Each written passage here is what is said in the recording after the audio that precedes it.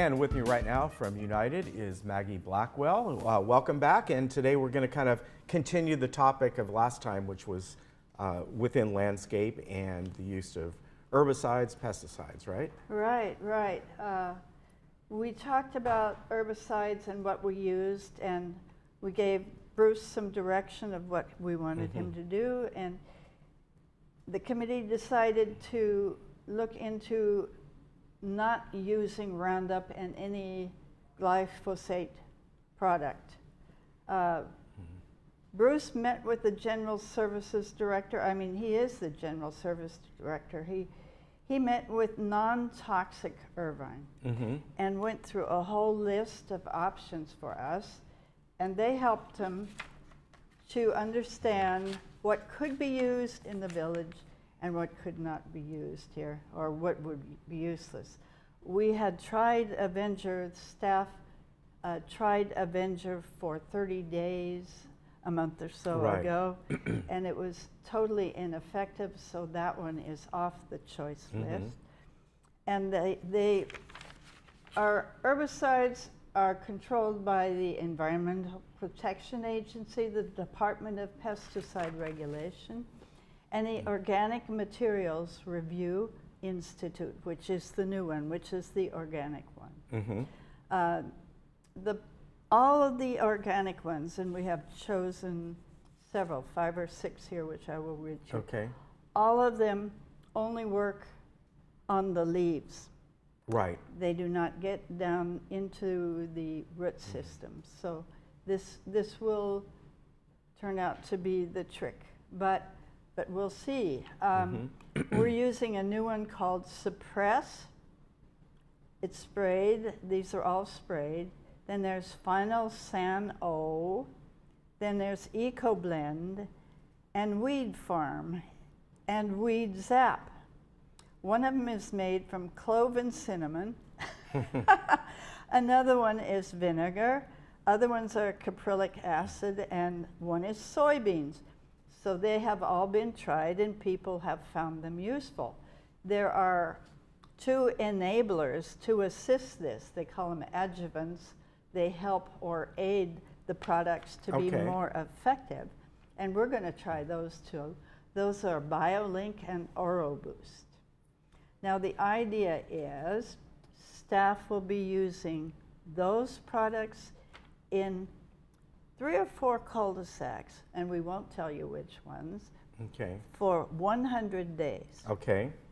And they're going to chart everything to see how much we need to apply to keep the weeds down, and how much effort, manpower it takes to handle the weeds that do sprout up, because they will continually sprout up. And the question is, how frequently can we keep applying this and handle it?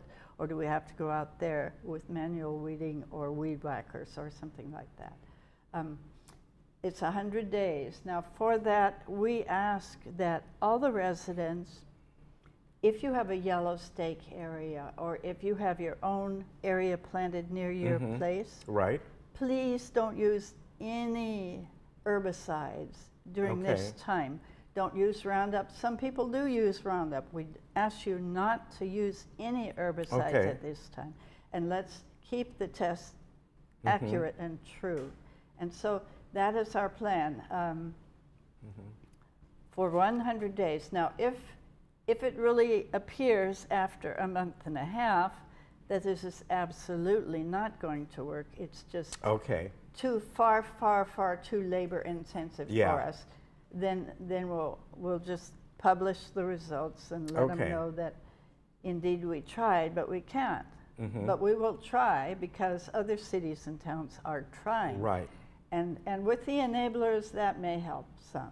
Okay, very good. So the main product in Roundup is glyphosate. And the International Agency for Research on Cancer calls glyphosate probably carcinogenic. But the good news is, in a 2014 study, they found that families who had been eating or consumed or exposed to glyphosate had a 90% reduction of glyphosate in their system after only 1 week of eating organic foods. Huh, interesting. So that lets you know how widespread it is Right. on the non-organic foods. You wanted me to bring up this too. Yes, And this is also yeah. glyphosate, Yeah. because this is corn syrup is made from genetically altered material. Right. Okay, and in order to get a bigger bang for their buck and make it easier to grow, they use glyphosate Right. as their herbicide. Yes, they do. And so high fructose corn syrup is a very high source of glyphosate. In fact, if you look these two words up together, you'll see all kinds of studies and Yeah, things that's that true. relate those two. So while we are trying to cut down your exposure of a little herbicide that is spot sprays, we don't spray it all over the grass and all over like this. We spot spray it here and there. You are still ingesting it in your high fructose corn syrup, which is all the packaged foods and Right. so on. But that's up to you. We will do what we can to see if we can make a village a safe environment. And what you do at home and what you choose to buy is what will really also affect you. So there's a trade-off there. Somebody said that glyphosate or Roundup is Agent Orange. That is absolutely false. They read an article, they read the title of an article, and they misread the title of the article. It said, "Is glyphosate the new Agent Orange?" Well, it is not. Dioxin is a poison that is in Agent Orange, which caused numerous horrible health problems, leukemia, lymphoma, damage to genes, cancers, all of that stuff. Roundup has none of that. Roundup has glyphosate, which is found to be, what is it? They said it is probably carcinogenic, but then so is high fructose corn syrup, probably carcinogenic. It is the same Right. herbicide in there that we have everywhere. So it is not dioxin, it is not Agent Orange. That is not true.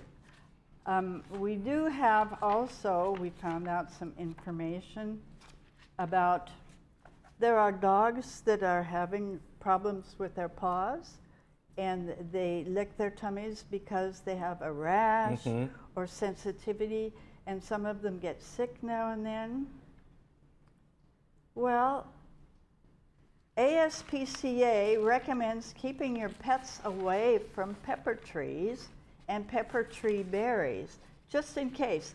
It is not on the list for poisonous trees or deadly to dogs, but it can't can cause make it, right. some doggies, particularly those low to the ground or who rustle around in it a lot, it can make them sick. The symptoms occur, you feel sick, you feel unwell. This doggy ingests part of it, or not just the berries.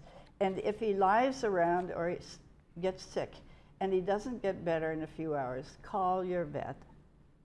But we have 12,004 pepper trees in our village. And Yeah. we're sorry, but they've been here like 40 or 50 years. We Yeah. are probably not going to tear them all down. Right. Yeah. But we do urge you now, because of this information, to keep your pets, your doggies, away from pepper trees. That is, if he's shown any reaction. If he shows no reaction, he's not allergic, Yeah. he'll be fine. Right. But for this 100-day period, so while we're doing this, I suggest that the dog owners give a try to see if it really is the herbicide or if it is maybe the pepper tree that is causing Okay. the difficulty for their pet. So All right, it's good information. kind of a bargain for both. Everyone agrees that we should not have herbicides. We don't want toxic herbicides around. But But when you weigh it with the fact of how many people consume corn syrup, it's a little hard to say. But it is not a good substance. We don't want it around. And Right. so United's going to see if we can do Okay. without it. All right, very Okay, good. thank you. Thank you very much. Okay. Good to see you, and we appreciate you coming on. And the budget meetings, you had yours yesterday with United. A third is today, by the way, if you're watching us in the morning. And then, of course, the next meetings in September are the ones that you formally adopt the budget plan. Right, right. We had a good go-round with our budget yesterday, Yes. and it's an ongoing process. It is. Good to see you. Okay, thank Take you care. very much. Bye. We'll be right back.